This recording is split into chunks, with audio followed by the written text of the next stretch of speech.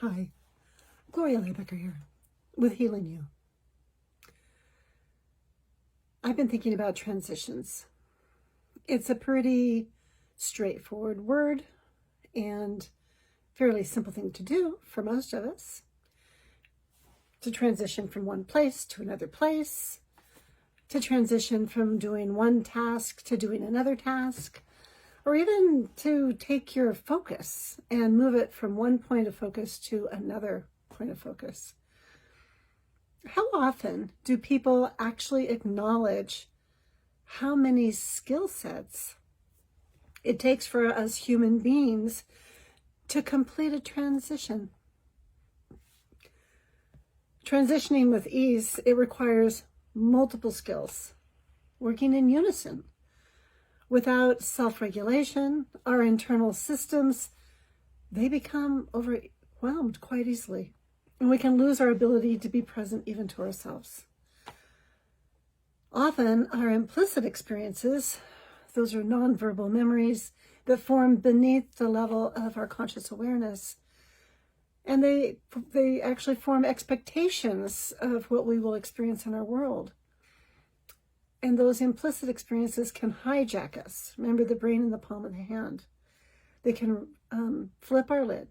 We can get activated into the fight, flight, or freeze reactions rather than supporting us to show up in congruence with our deeply held values. I remember observing my son when he would become hijacked, and his implicit template would automatically trigger his emotional alarm system, the limbic system, into that fight response. My alarm system, it would oftentimes respond by hijacking me with a fear response.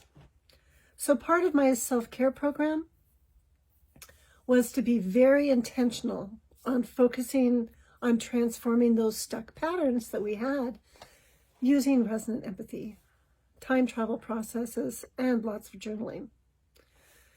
Time travel processes allow you to travel back to root cause events in your life to make sense of them, bringing in warmth and care for integration.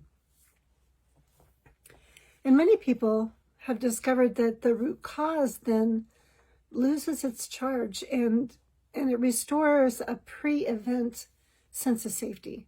It's a neuroception of safety. So you can it's a felt sense that you have. So then any subsequent events of a similar nature, they're no longer experienced through the lens of fear. So let me share a story with you. I remember when we began the process of moving our home from Waitsburg, Washington, to live just west of Spokane, Washington. And for quite a while, we were living in two places at the same time. My husband, he stayed mainly at our place in Waitsburg, getting it ready for sale. And Rylan and I were focused on getting our routine settled and into our new space. And so this was a really huge transition for our family, but also for our extended family and friends. So one time when we went back, Rylan and I traveled back down to Waitsburg, and we had a routine of what we do because he had a ritual with his dad. When we'd first get into that driveway, it was a very long driveway. I'd stop the car and Rylan could jump out and he'd run down the road. His dad would be waiting and he'd jump up into his arms and they'd squeeze tight. And it was just such a beautiful reunion that I got to witness. And their relationship got stronger the more they got to repeat this. At the end of the day, I had noticed that I was feeling fuzzy and a bit edgy. But I started off, I said to Rylan after dinner, I said, "Are you ready to take your shower and brush your teeth? And you remember your brother, he said that he was going to take you on a date night at the end of the week to celebrate you taking responsibility for yourself." Well, right there, what I didn't track was my sense of being off balance because I jumped straight into strategy rather than grounding in connection with Rylan first. But my husband followed my lead, and he goes, yeah, come on, Rylan, I'll get the shower started. Right there. That was enough for our son. He postured, his fists were clenched. He shouted, I don't want to take a shower. So then I went to coaxing. I'm like, oh, come on. I reached out to rub his back. You said you'd be willing to take your shower and brush your teeth after dinner. And his voice grew in volume. He's like, don't touch me.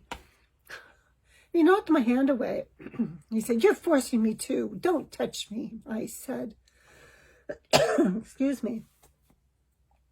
Well, I was irritated. I pushed back at his hands and I said, knock it off. And I was just cross. And I went in to try and pick him up.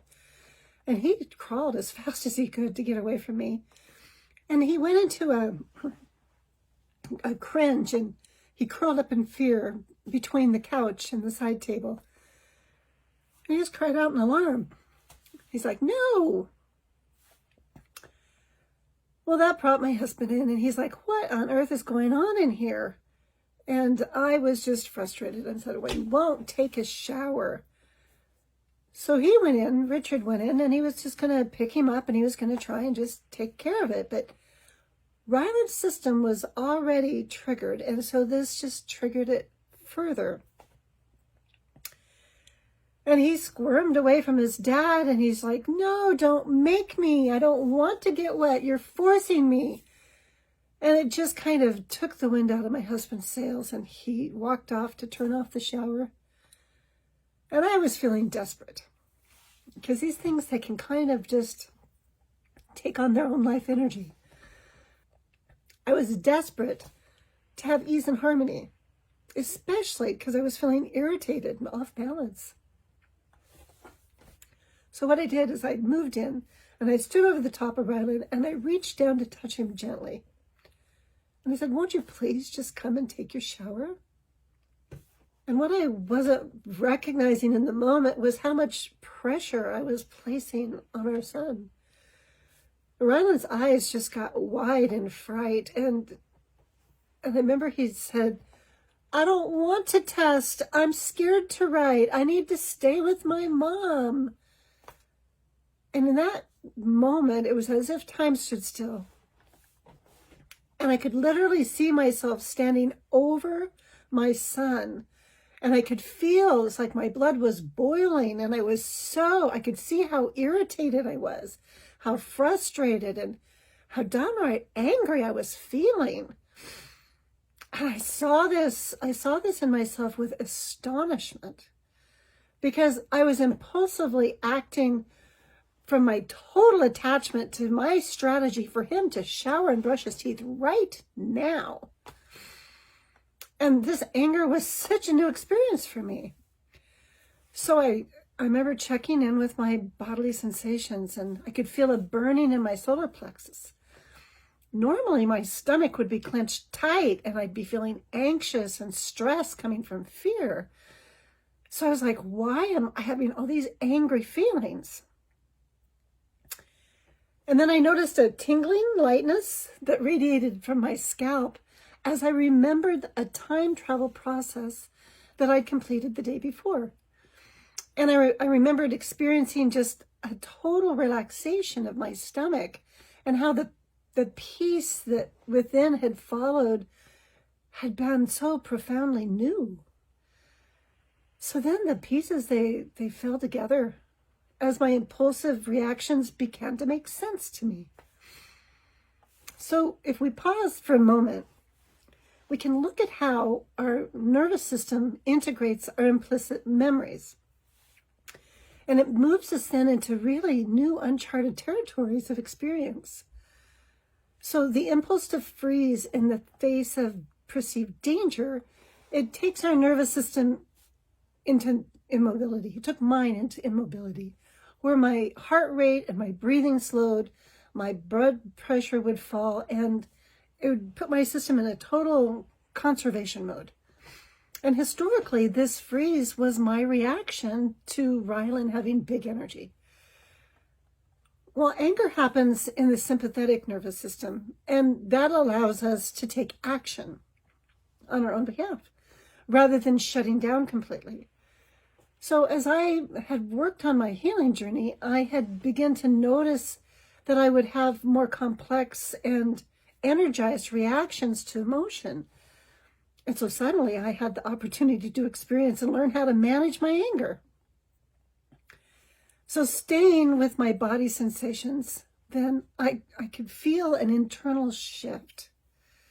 And I could see then, with compassionate understanding, the fear that was underlying my son's impulse to fight.